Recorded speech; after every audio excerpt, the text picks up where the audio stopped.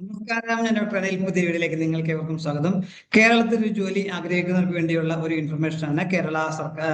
കേരളത്തിലെ വിഴിഞ്ഞം international seaport ലിമിറ്റഡിലെ കുറച്ച് തസ്തികകളിലേക്ക് ഇപ്പോൾ അപേക്ഷ ക്ഷണിച്ചിട്ടുണ്ട്. ഇതിലേക്ക് താല്പര്യമുള്ളവർക്കൊക്കെ ഓഗസ്റ്റ് 5 വരെ ഓൺലൈനായിട്ട് അപേക്ഷിക്കാൻ കഴിയും.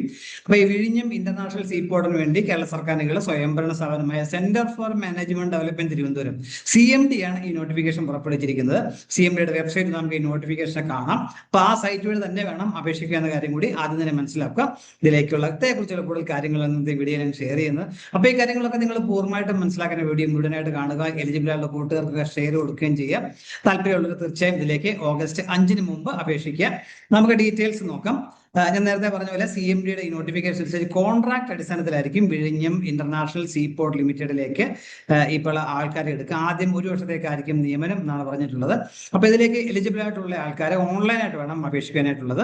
സെന്റർ ഫോർ മാനേജ്മെന്റ് ഡെവലപ്മെന്റ് CMDയുടെ വെബ്സൈറ്റ് www.cmd.kerala.gov.in ഈ സൈറ്റ് വഴി വേണം നമ്മൾ ഓൺലൈനായിട്ട് അപേക്ഷിക്കാനായിട്ടുള്ളത്. ഡേറ്റ് പറഞ്ഞിരിക്കുന്നത് 2026 ജൂലൈ 22 മുതൽ ഓഗസ്റ്റ് 5 വൈകിട്ട് 5 മണി വരെ ഇതിലേക്ക് ഓൺലൈനായിട്ട് അപേക്ഷിക്കാൻ കഴിയും. ഡീറ്റെയിൽസ് പോസ്റ്റുകളൊക്കെ നമുക്ക് നോക്കാം.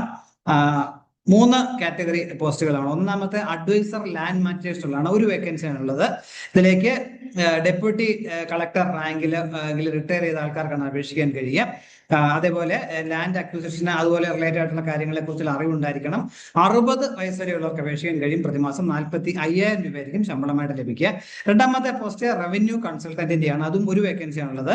അപ്പോൾ റിട്ടയർമെന്റ് സമയത്ത് തഹസീൽദാർ റാങ്കെങ്കിലും റിട്ടയർ ആൾക്കാർക്ക് അപേക്ഷിക്കാൻ കഴിയുക. അതുപോലെയും ലാൻഡ് അക്വിസിഷനെ അതേപോലെ റിലേറ്റഡ് ആയിട്ടുള്ള കാര്യങ്ങളൊക്കെ അറിഞ്ഞിരിക്കണം. ഇവിടെയും 60 വയസ്സിലുള്ളവർക്ക് അപേക്ഷിക്കാൻ കഴിയും. പ്രതിമാസം 40,000 രൂപയായിരിക്കും ശമ്പളമായിട്ട് ലഭിക്കുക. മൂന്നാമത്തെ എസ്റ്റേറ്റ് ഓഫീസർ എന്ന പോസ്റ്റാണ്.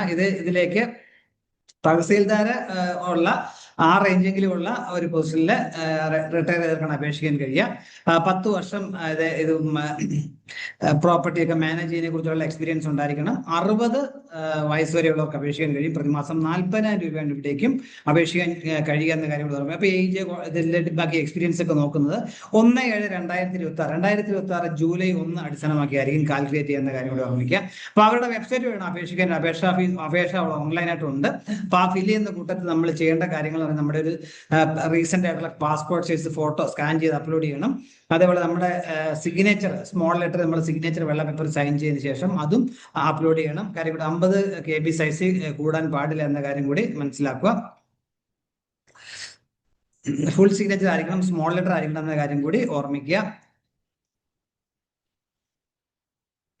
അല്ല, ഇനിഷ്യൽ നമ്മൾ സൈൻ ചെയ്യുമ്പോൾ ഇനിഷ്യൽസ് മാത്രമായിട്ട് അങ്ങനെ ചെയ്യാൻ പാടില്ല എന്ന് പറഞ്ഞിട്ടുണ്ട്.